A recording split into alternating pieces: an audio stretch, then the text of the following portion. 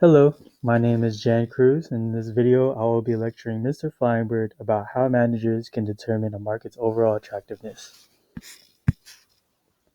A country's overall attractiveness as a market or an investment site depends on its political, economic, and legal environments. The benefits, cost, and risk associated with doing business in a country are a function of these environments.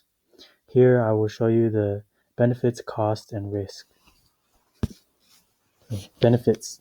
The long-term monetary benefits of doing business in a country depend on the size of the market, the present wealth of the consumers, or purchasing power, and the likely future wealth of the consumers. So take, for example, India and China. They have a large market because of their large population and large consumer base. However, this can be deceptive because these consumers may have low living standards, which means less purchasing power and mean that these countries have smaller markets. International businesses also need to keep in mind the likely future economy of a country. So, for example, in 1960, South Korea was seen as just another poor third world nation, but by 2003, it became the world's 11th largest economy. By identifying and investing early in a potential future economic powerhouse, international firms may build brand loyalty and gain experience in that country's business practices. These are known as first mover advantages, while late entrants may find that they lack the brand loyalty and find it harder to have a bigger presence in the market. These are known as late mover disadvantages. Cost. For political factors, doing business in a country can be more costly. You need to pay off the politically powerful to be allowed by the government to do business. Economically, one of the most important variables is how well off a country's economy is. It can be more costly to do business in an underdeveloped economy because of lack of infrastructure and supporting businesses.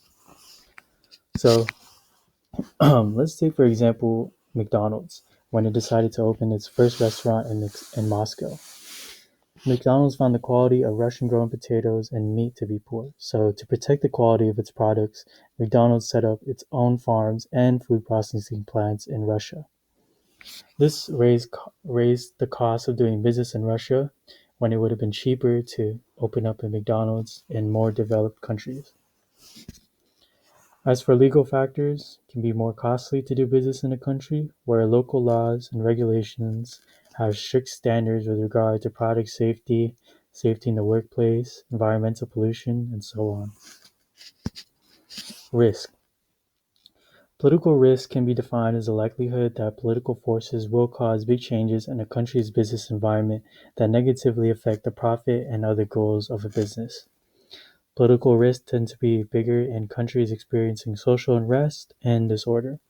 So, take for example the aftermath of the 1979 Islamic Revolution in Iran.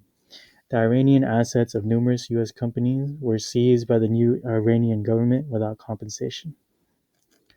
Economic risk has to do with economic mismanagement.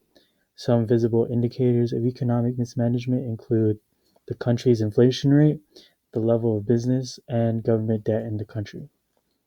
Thus, legal risk can be defined as the likelihood that a trading partner will break a contract, or take away property rights. When legal safeguards are weak, firms are more likely to break contracts and or steal intellectual property. The overall attractiveness of a country as a potential market or investment site depends on balancing the benefits, cost, and risk associated with doing business in that country. The benefit cost risk trade-off is more likely to be favorable in politically stable, developed, and developing nations that have free market systems and no upsurge in either inflation rate or debt. I hope this will help Mr. Feinberg in his studies. Thank you very much.